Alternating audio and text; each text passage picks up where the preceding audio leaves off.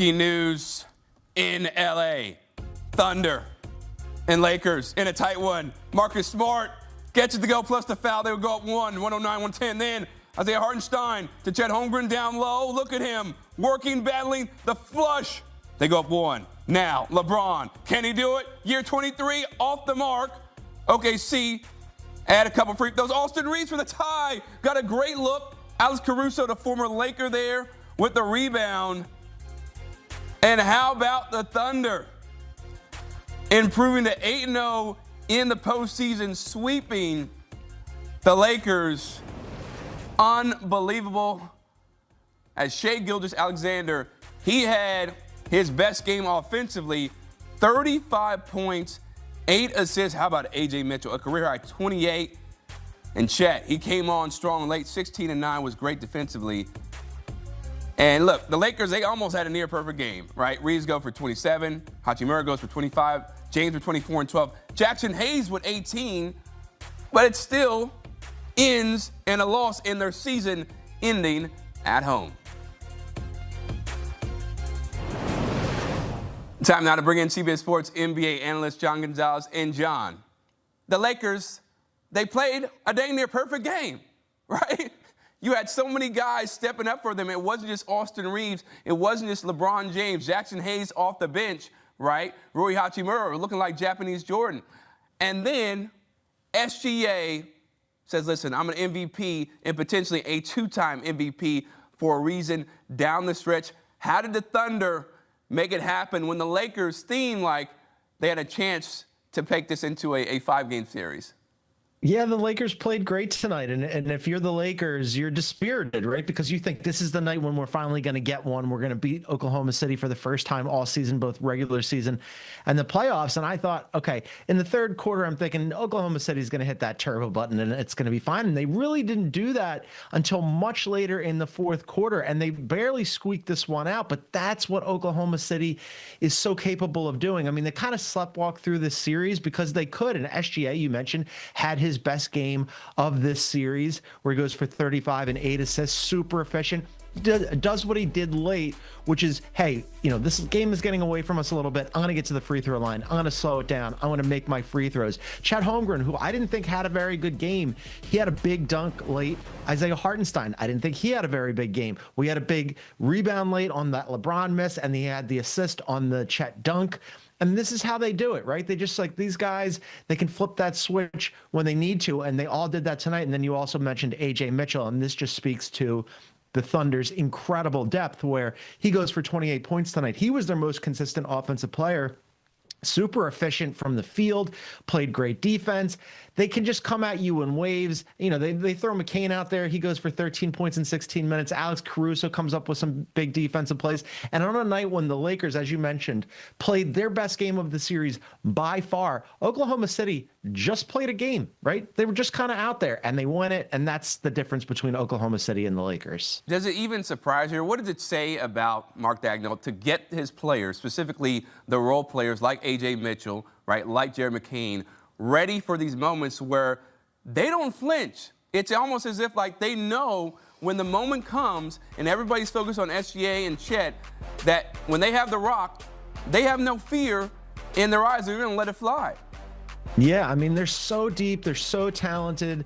And this is what I'm saying, when they're big guys, it was almost like in this series, we were talking about this in Slack, it's almost like their main players, like SGA didn't take the series off, but he wasn't SGA. He wasn't the reigning MVP, probably 2-time MVP, reigning finals MVP. He didn't look like that until tonight. And this was just, like, by his standards, a pretty good game, but not like a really top tier game. Chet Holmgren, again, he was just kind of out there until really late in the fourth quarter. Hartenstein, same thing. He came up big when they needed him to, but these other guys like A.J. Mitchell, McCain, Alex Caruso, you know, Kason Wallace played good defense, as did Lou Dort. They don't really show up in the box score, but these are the guys who make the Thunder so difficult to beat, where, you know, your top tier players, they didn't even have Jalen Williams for this entire series, and it didn't matter because Oklahoma still ends up walking to a sweep and advancing again to the Western Conference Finals without their best players playing their best games, because all those supporting cast players, where you see these other teams like the Lakers, who aren't deep teams, really need huge performances from their best guys.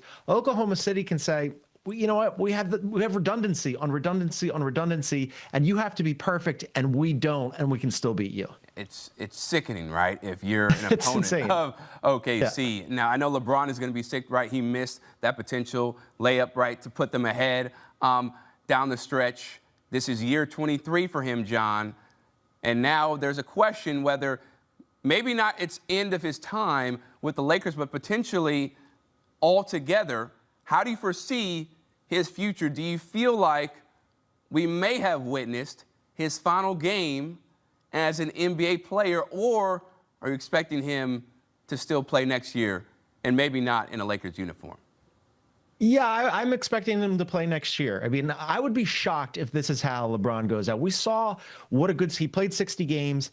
You know, his all-NBA streak got snapped, but he still played in the All-Star game. And then he goes into the postseason, and he doesn't have Luka Doncic to start against the Rockets, and he doesn't have Austin Reeves for much of it. And a lot of people, including myself, thought that, okay, they're going to lose that series. And instead, LeBron played great basketball and helps them advance to the next round. And again, tonight, he misses that final shot, but still a great performance from LeBron where he goes for a double-double. He still has so much to offer at 41 years old. And then beyond that, Chris, as we are recording this here, it's late on the East Coast, right? It's early morning, Tuesday morning, and he just got off of a series where he gets swept by Oklahoma City, and nobody's paying attention on the East Coast, and it was on a streamer. Do we really think that's how LeBron's going out? I don't think so, man. Like, this is a guy who, he's not going to pull a Tim Duncan and just fade into obscurity. This is LeBron James we're talking about. He's going to need some pomp and circumstance and pageantry to say goodbye. So my expectation is that he comes back. I still think he's a good fit with the Lakers. He would have to take a massive pay cut, no doubt about it, but he's proven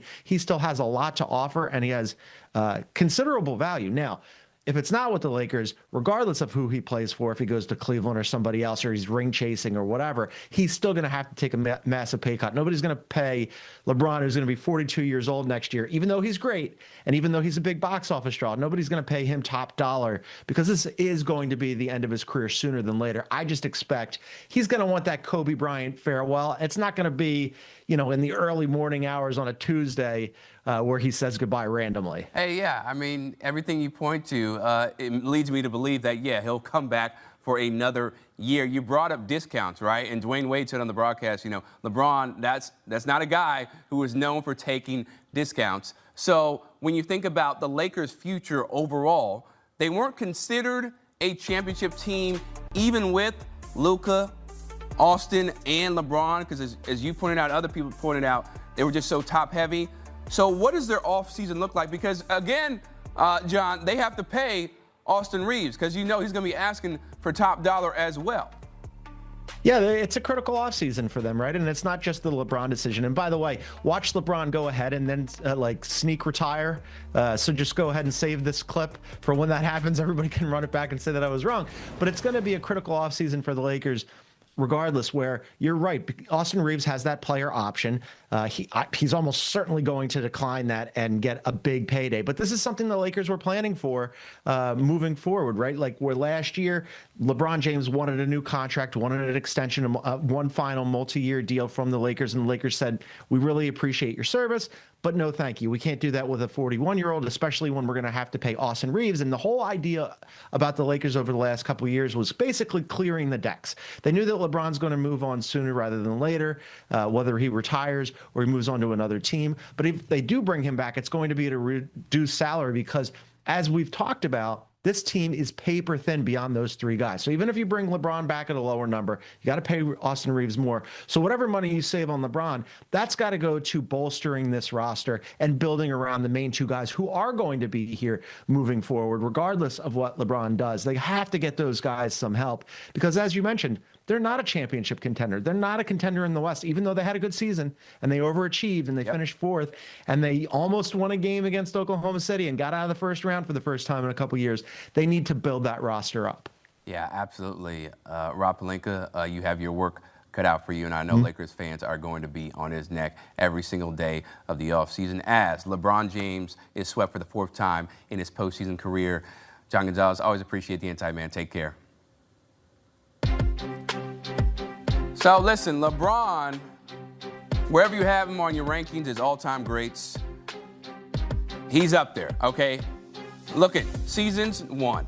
Games played, 1. Minutes, you get the point. Points, all-time points leader. And, for assists, he's only 4th.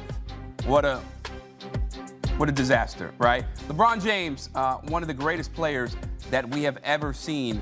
And those stats right there just tell you a little bit of his greatness. Coming up, it was the closest game of the series. LeBron had a chance to put LA up for potentially the win, but in the end, the Thunder get the sweep, bring out the brooms. We've got full highlights on the way.